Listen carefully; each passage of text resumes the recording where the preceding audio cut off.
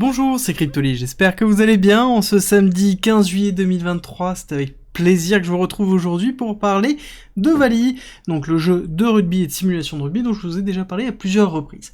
Alors le but de la vidéo aujourd'hui, c'est de réfléchir, est-ce que oui ou non il y a potentiellement un airdrop sur cette plateforme, et notamment on sait qu'ils ont une selle qui va être en cours, qui va être terminée, et on a vu, et notamment j'ai repéré plusieurs indices comme quoi il y allait avoir un airdrop, et je vais vous donner un petit peu la stratégie que je pourrais avoir pour pouvoir potentiellement bénéficier de cet airdrop, et justement profiter de ce type de jeu si jamais vous aimez le rugby ou les jeux de simulation. Ça pourrait être très intéressant parce qu'a priori il y a deux jeux. Je vous en parle maintenant.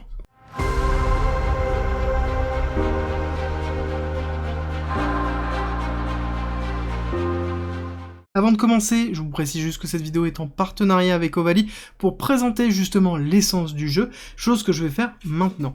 Alors, Ovalie, je vous en ai déjà fait une vidéo, je vous mettrai le lien en haut à droite si ça vous intéresse, mais c'est un jeu qui veut être le prochain Sorare, qui veut être même le Sorare du rugby, donc c'est-à-dire un jeu de fantasy de rugby qui est vraiment dans la simulation des équipes et des matchs de rugby, et qui va être basé directement sur les statistiques des joueurs. Alors là-dessus, on a deux jeux, on a un jeu Web 2 qui va sortir fin 2023, donc dernier trimestre 2023, normalement fin du troisième trimestre potentiellement. L'idée c'est d'essayer de viser la Coupe du Monde de rugby, je pense que c'est à peu près la date qu'ils ont en tête pour le lancement. Ce sera un jeu qui sera 100% gratuit et qui permettra directement d'avoir accès à toutes les équipes, à tous les joueurs, et de pouvoir concevoir sa propre équipe, et de pouvoir directement jouer contre d'autres équipes et refaire pourquoi pas des matchs. À savoir que chaque carte du joueur aura un score de 100, et ça changera en fonction des performances réelles, des statistiques du match dans lequel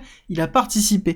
Donc c'est exactement, je pense, au niveau du lancement, la Coupe du Monde de rugby, et ça va être le moment très important dans lequel on va avoir une valorisation vraiment du jeu structurel que l'on va avoir autour de Ovalie.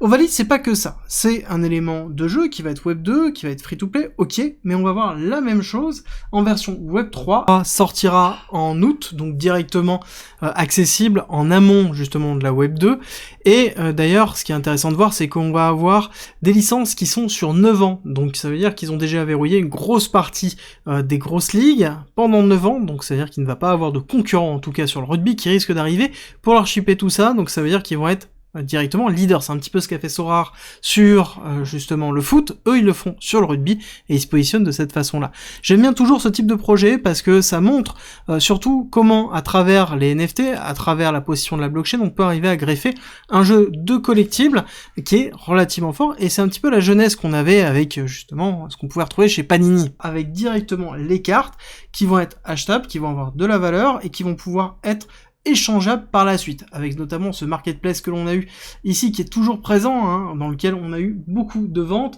On parle de plus de 150 000 $ échangés sur les ventes sur un marketplace dans lequel le jeu n'est pas encore sorti, donc ça montre qu'il y a bien un engouement assez fort, avec quand même des records pour une carte comme Sofiane Guitoun, dans lequel on a 3100 $ qui ont été accordés sur l'échange, le dernier échange de cette carte. Donc on commence à avoir de la valorisation, donc ça veut dire qu'il y a un certain engouement. Donc pour moi, c'est un des premiers intérêts dans lequel je me dis, ok, bah à ce moment on pourrait avoir un airdrop, surtout avec l'arrivée de la Coupe du Monde de rugby. On sait que les Américains sont en train aussi vraiment de préparer cette Coupe du Monde, donc je pense qu'ils pourraient avoir un bel engouement par rapport à ça. La deuxième chose qu'on a, c'est que on a Binance NFT dans lequel on a les biddings qui sont mis en place pour les cartes de Ovalie, donc on a Binance qui se retrouve dans la donne, donc pour moi on a en plus une valorisation supplémentaire. Quand on regarde le jeu, ça ressemblerait à ça en l'état dans lequel on va avoir les différentes cartes que l'on va donner pour déterminer en fait le scoring qui va permettre de déterminer si on gagne ou non le match. Donc il y a un certain nombre d'éléments de gameplay qui n'ont pas encore été donnés, mais qui vont permettre de faire évoluer directement les différentes cartes et les scores par rapport aux différentes interventions que l'on aura sur le jeu. Et le point le plus important au niveau de ce airdrop, c'est quoi? C'est que, hop, ici, quand on navigue un petit peu au niveau de l'utilité du token Ovalie, donc on voit que c'est pour faire de l'achat, de la revente, de la gouvernance avec certainement une forme de DAO et du stacking qui va être mis en place, le fait de pouvoir jouer et de traiter l'écosystème. Donc on est vraiment dans quelque chose qui est plutôt classique en termes d'utilisation, mais moi ce qui va m'intéresser, ça va être, hop, ici, au niveau de l'allocation, on voit quoi? On voit du airdrop, donc avec ici cette petite ligne qui correspond, je pense, à cette ligne-là, si je dois correspondre, donc c'est à peu près 1%, je pense, de l'airdrop que l'on retrouve. Donc ça sous-entend qu'on a un airdrop.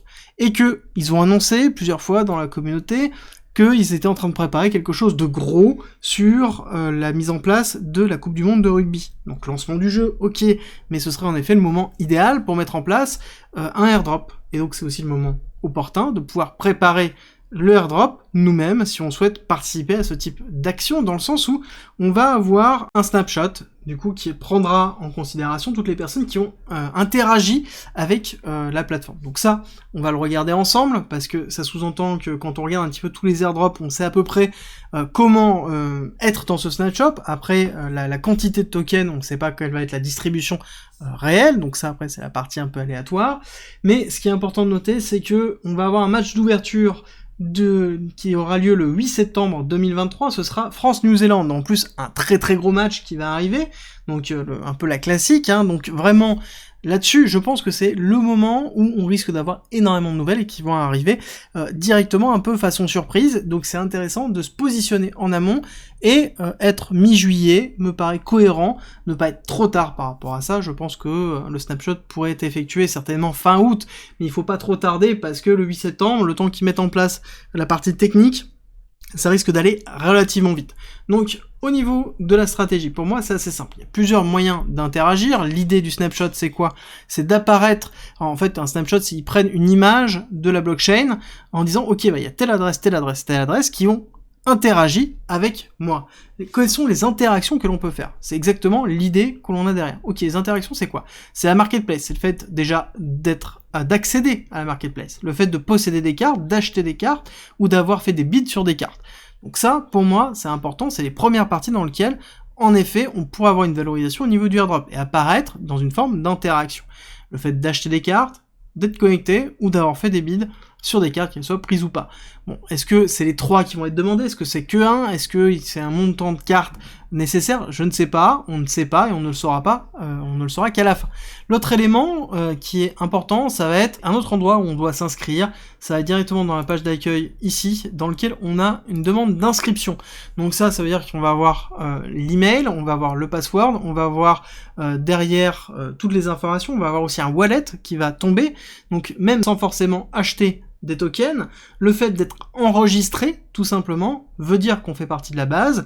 Après, est-ce que il faut acheter ou pas pour faire partie, encore une fois, de cet airdrop? Bon, bah c'est très compliqué de le déterminer. Personnellement, j'ai tendance à vous dire que déjà, en étant inscrit ici, en étant inscrit sur la marketplace et potentiellement en ayant acheté au moins une carte, quitte à la revendre par la suite, hein, bien évidemment, on aura des interactions qui seront effectuées, donc à ce moment-là, on risque d'être éligible pour l'airdrop qui va être effectué, donc certainement sur le lancement de la Coupe du Monde. On aura certainement plus d'informations au niveau du Discord, peut-être début septembre, on va dire le 1, 2, 3, 4 septembre. Je pense qu'ils vont pas prévenir trop en amont comme d'habitude.